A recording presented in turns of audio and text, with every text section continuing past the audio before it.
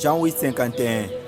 En vérité, je vous le dis, si quelqu'un garde ma parole, il ne verra jamais la mort.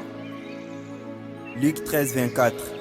Efforcez-vous d'entrer par la petite porte, car je vous le dis, beaucoup chercheront à entrer et ne le pourront pas.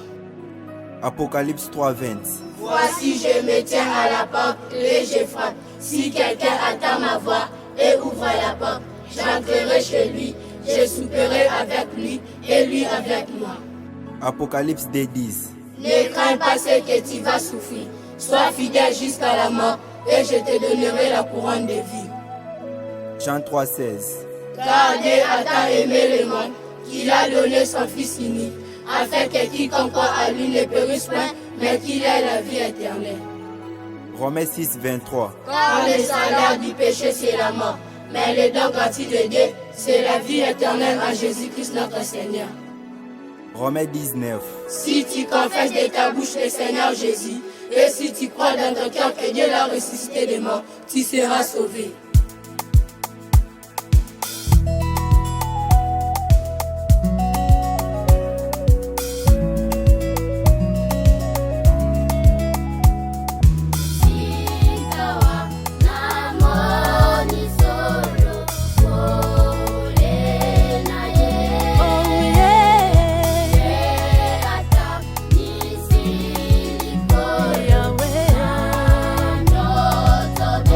Oh yeah.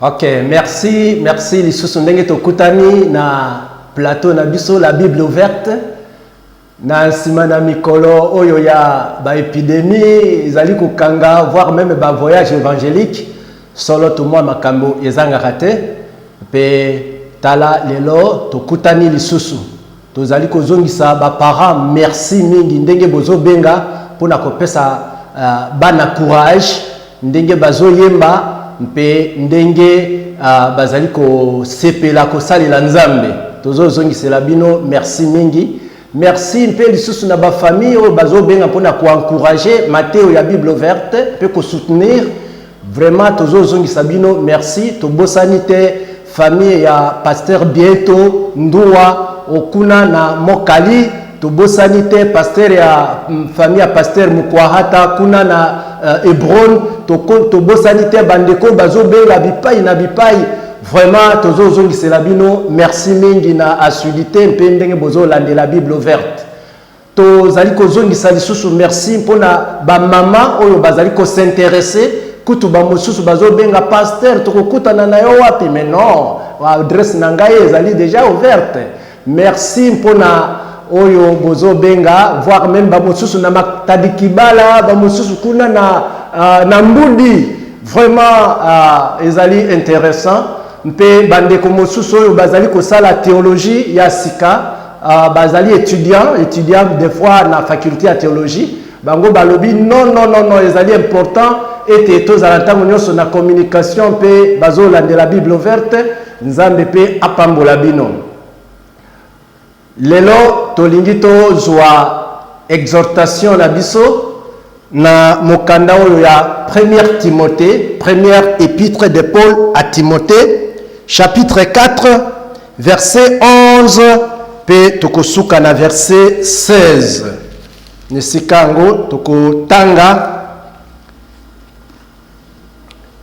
déclare ces choses et enseigne-les que personne ne méprise ta jeunesse mais sois un modèle pour les fidèles en parole, en conduite, en charité, en foi, en pureté. Jusqu'à ce que je vienne, applique-toi à la lecture, à l'exhortation, à l'enseignement. Ne néglige pas le don qui est à toi et qui t'a été donné par prophétie avec imposition donnée de l'Assemblée des anciens. Occupe-toi de ces choses. Donne-toi tout entier à elle, afin que tes progrès soient évidents pour tous. Veille sur toi-même et sur ton enseignement, persévère dans ces choses, car en agissant ainsi, tu te sauveras toi-même et tu sauveras ceux qui t'écoutent. Vraiment. Seigneur, to sepela na maloba na Nzambe, to linga Bible maloba na Nzambe. Mon frère, ma soeur, ba para ba pesa ka ba conseil. Ba to mosusu pe ba botam pour na ko pesa conseil bien sûr. Mais le plus grand conseiller de la vie, zali Bible. To ndima maloba na Nzambe, to ndima mpe écriture ndenge ezali ko classer biloko selon ba idée. Awa apôtre Paul azali ko komela Timothée mpe yoka eloko oyo azali ko bandisa yango ava to pesa teme oyo tokolanda yoka eloko oyo azali ko kanisa yango alobi déclare ces choses et enseigne-les biloko yango nini ces choses makambo yango nini voilà mpe andimi ete ye akobaka kosalela kaka makambo yango.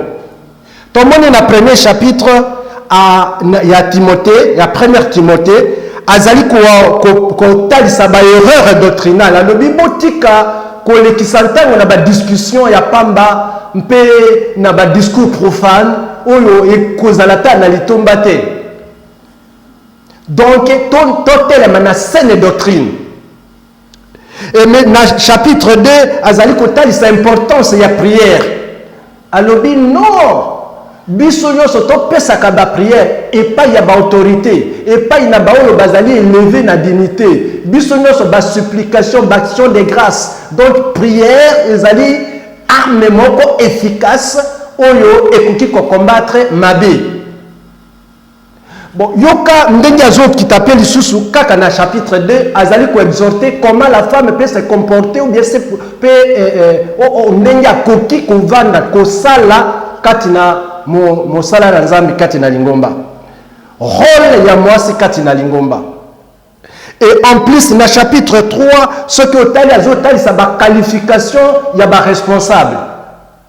Avant, vous avez la responsable, vous avez la qualification, et ici déjà, qu'on peut ça. Et en plus, dans le chapitre 4, ici, quand vous avez c'est un faux docteur. Ce que vous avez dans le premier verset, mais l'Esprit dit expressement que dans les derniers temps, quelques-uns abandonneront la foi pour s'attacher à des esprits séducteurs et à des doctrines de démons.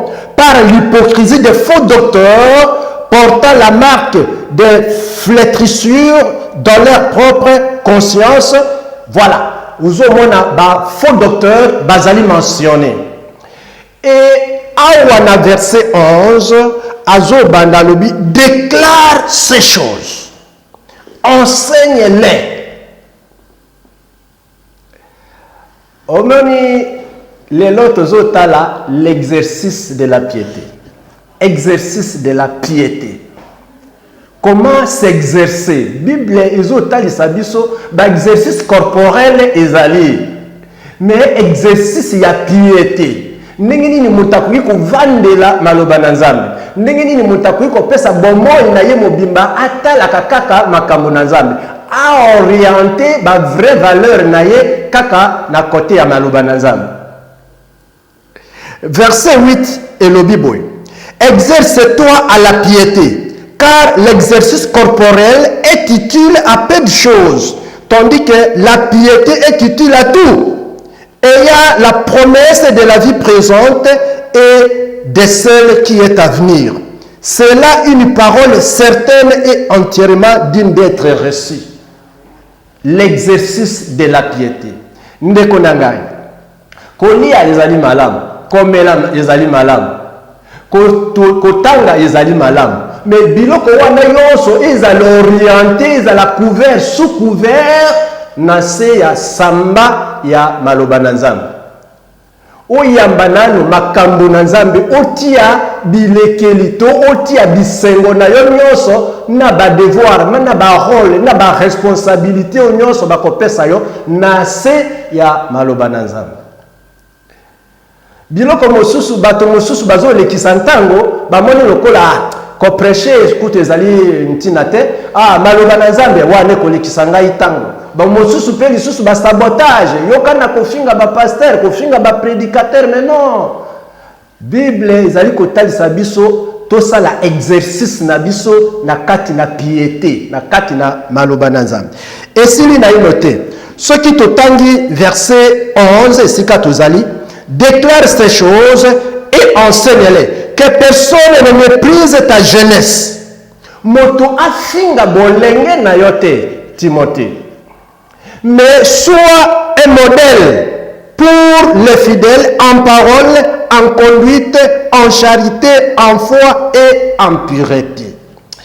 Combien de fois les loyo ba jeune ba fingisi bolenge na bango? Combien de fois les loyo bato ba fingisi na baboti na bango? Éducation oyo yo zwa ki efingisami ou bien oyo yo rata ki efingisami. Oh yewana ndengo moni yewana se azaka kaka moyibi. Yewana azali kuluna. Yewana ali akaka makila bato. Yewana azalaka chef de guerre. Kutu yende président na bango na quartier ya mabe. Tala yende donc kofingisa bolenge na yo. Kofingisa ki jeunesse na yo. Ndeko na ngai ozo yoka ngai mwana mwasi mwana mobali batela bolenge kofingisa baboti na éducation oyo bango bapesi yo mbala mosusu ya pasi ya kolia na pasi komela na pasi me bazo benda ona litoi yo yokaka te opesa ma bakombo bambwa kata masinga o batia batuba makambo ndenge na ndenge biloko kaka ya soni. Et la Bible nous dit moto afingisa bolenge na yo te, mais soit un modèle. Modèle en quoi? Modèle en quoi? Lobi izala modèle na bomoi na yo, na elobeli na yo, na koteya na yo, na ba discours, na ba conseil na yo kati na esika. Donc zala modèle. Zala modèle na conduite na yo. Oyo azalaka juste, azalaka droit, yekuta azalaka talingera makambo ya mabete. Zala modèle na bolingo. Balingi oh moto wana soki likambo na yo ayoki akokotela yo pinza. Azala moto moko oyo alingaka ko partager na bato vie sociale pe koyoka bato pasi kozwa sacrifice ata ya bato pona makambo na bango. Voilà type ya bolingo oyo koki kozala modèle. Zala modèle na kondima. Tala Église et le Nouveau Testament, ils allaient basés sur la foi. Et la foi, ils allaient aspect mosusu ya kondima, ils allaient sérieuxité, donc fidélité, kokangama, confiance. Les noms aventure et les timidi pour na makambetali mangomba. Montonyo sazo tout en tolo ils allaient lingomba nangai. Bon pour na lingomba et kokakolongwa kati na monde ya aventure. Mais ils allaient dans le monde ya sérieux et kobanda yo papa maman ou bien pasteur nanda kunaye. Comment se fait-il que kanisa pona kokolisa lingomba wana ezali madele o tozo pesana. Boyebete église na biso e bandaka soit na 16h. Bana bakosakana na baninga na bangoti bakomi 16h ekoki bazoti ata kate. 16h ekoki bazoti tala ta kotala te. Bon, ti ereleki ba yiko koma na église na retard des fois ata na bango ba komona yango sérieuté mais ceux qui bana bazui discipline 16h ekoki ata zo sakana ndenge ni na baninga ale bakati ntango baninga bazomona ntango yoso soki to komi na ba ere na bango ya losambo bango baninga lisuko sakana te bakende ndango ba komona oui il y a du sérieux. Voilà église et Nouveau Testament, ils ont bandananda comme sérieuxité wana, ils allaient côté sa foi, combien de fois bino bozali attaché. Ne ayebisi Timothée alobi Timothée soit modèle en foi. Alobi li sous soit modèle en piété. Les loyo bato bazota la piété ezali sous-souté, sainteté ezali sous-souté. Bato bakomi suyer. Côté wana, côté à nord, moi aussi. Côté à ya sud, moi aussi. Côté à ouest, adresse nous c'est ali basi nae. Bisika mosusu, bisika adresse nous c'est comme mibali nae. Biloko nyoso na coopérer na oyo akosombela kangai ba mèche, oyo akosombela kangai vin, oyo akosombela kangai. Voilà, c'est de l'impureté. Et biloko wana nyoso okozwa vie modèle wapi. Nde ayebisi ye amoni ndenge délinquance ezali koleka azali kotire Timothée matoyi. Timothée soit modèle en pureté. Awa Bible ezotalisa biso na sima na kopesa yetoli soki okiti moke na verset 13 jusqu'à ce que je vienne applique-toi à la lecture, à l'exhortation, à l'enseignement. Voilà exercice oyo atikeli akoka kosala. Combien de fois otanga la Bible ndeko na ngai? Poso ekoleka banda lundi ti dimanche. WhatsApp okotaka, Facebook okotaka. Kaka makambo mosusu mais Bible ezali des fois ezali pe na téléphone na yo ko télécharger pe otanga kango te. Verset biblique ata moko ezana mutu te. Référence ata moko nzamba loba ki boye ezalaka na monoko na yo te. Vraiment. Donc awa elobi biso tomi pesa na kotanga Bible. Tomi pesa na kososola maloba na Nzambe.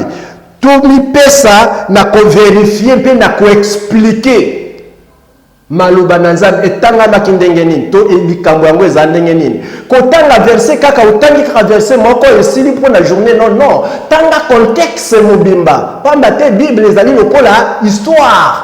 Tanga contexte mobimba pe okoyoka eloko pe okoyoka pe lisusu esengo. Des fois ozwaka Matteo te mais na ntango ozotanga contexte ozwi Matteo. Et en plus azali kotalisa biso ete esengeli o s'exercer na enseignement. Enseignement pe ba prédication ezali eloko moko ezali malamu mais ezokesana na mwa ndambo. Prédication aussi ko préparer morale na yo mpe biloko nini okoki kotala par rapport na société pe obandi ko prêcher par rapport na Bible ezali malamu makasi. Ezali kozwa ta ya méditation, kozwa ta ya ba étude.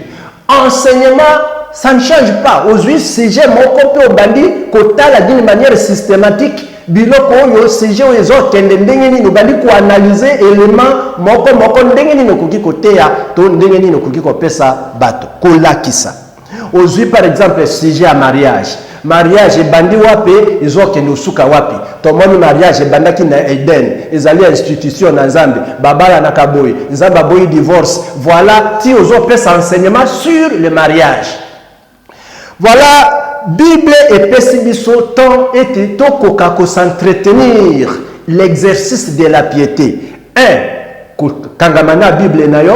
2. Ko kangama na ba enseignement pe ba méditation ba prière pe ko kangama pe lisusu na ba responsabilité ba don oyo Nzamba pesi yo. Tala soki okiti moke yoka na verset 14.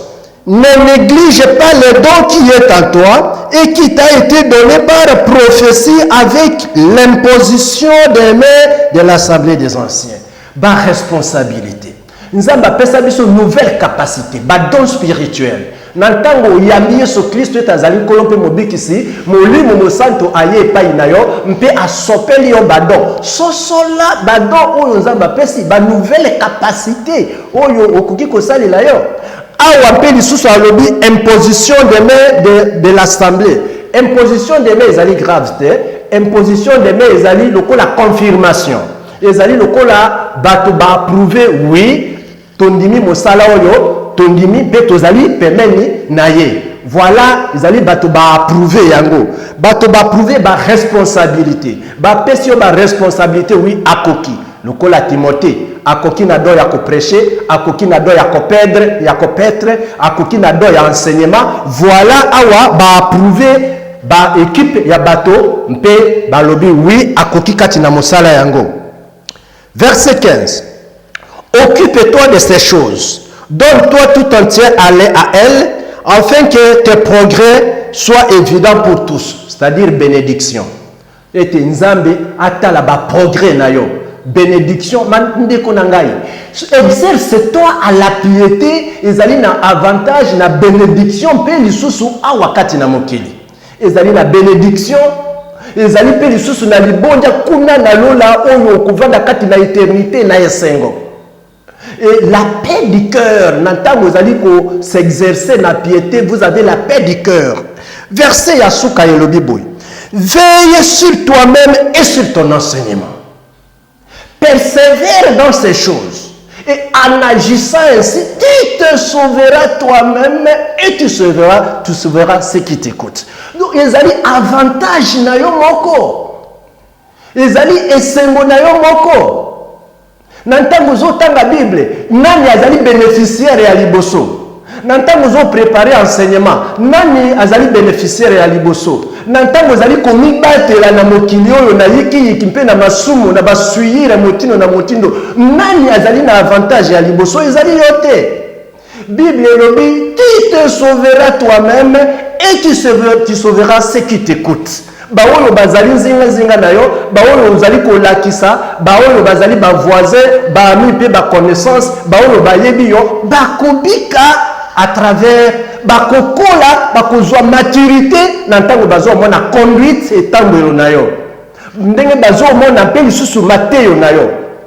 En agissant ainsi, exercice ya piété pour na kosukisa tika ete exercice ya piété ebongisa bomoi na yo mpe ebongisa pe bamosusu. Exerçons-nous à la piété. Merci. Oui, ezali exhortation ya mokolo alelo Nzambe apambola liloba na ye. Nkolo tozongisi liboso na yo. Merci na Bible maloba na yo ndenge ezali kozongisa biso lisusu sika ndenge za ko encourager lisusu biso ezo talisa biso ligne ya conduite ete tokoka ko bunga te. Merci na maloba na yo Seigneur. Ye oyo Seigneur atutani kati na Mateyo oyo pe alobi non. Vie na ngai na longwa kati na sainteté. Lelo nazui décision nazonga pona kotanga Bible, ko méditer, na prière, mpe ko mibatela na yiki pe na masumo na mokili. Seigneur teke tozwa lokumu mpe accompagner kati na vie. Décision oyo ye azui mukolo lelo Seigneur tika ete ezala na ye libela. To tiki kati na maboko na yo ete sali oyo yo lobi kobonga oyo yo lobi bénédiction oyo yo lobi emonana na ye moko mpe lisusu na ba oyo bazali kolanda ye. Pambola maloba na ona kombo na Yesu. Amen. Voilà oyo ezali plateau na biso ndenge boyebi la Bible ouverte to le kaka tongo nyonso à partir ya 6h15 bomoni yango et pe ba dimanche na 14h mardi, pe jeudi, na ba 16h, voilà, ba question na bino, ndenge bozo benga, mpe ndenge bozo tuna, ezali na esengo mingi. Nzambe apambola maloba na ye. Amen.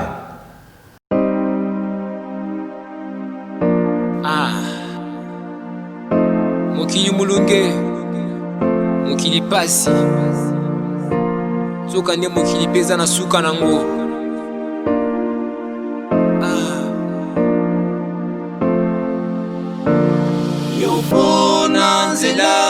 Yopona nzela zela mibale na liboso na yo pona yo lingi zela mibale na liboso na yo zela mibale na liboso na yo moko ya kaka mosusu monene tosa mibale melio yopona moko nzela mibale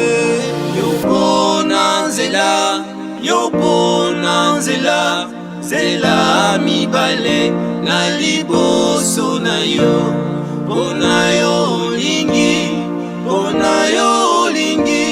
zela mibale na liboso na yo zela mibale na liboso na yo Nzambe abengi yo na nzela moke kasi satana abengi yo lokola nzela mibale na liboso na yo yopona nzela zela mibale na liboso na yo pona yo lingi zela mibale na liboso na yo zela mibale na wana liboso na yo oyo ya moke ekotamboka Nzambe oyo ya monene na moka ya satana moto tseko ezela mibale. Ndeko na ngai mokili oyo ekosa yo te po ekolangwa lokola mbaka elenge esepela na bolenge na yo kasi yeba ete lobi esambiselo ezali nzela mibale liboso na yo ndeko na ngai pona yopona nzela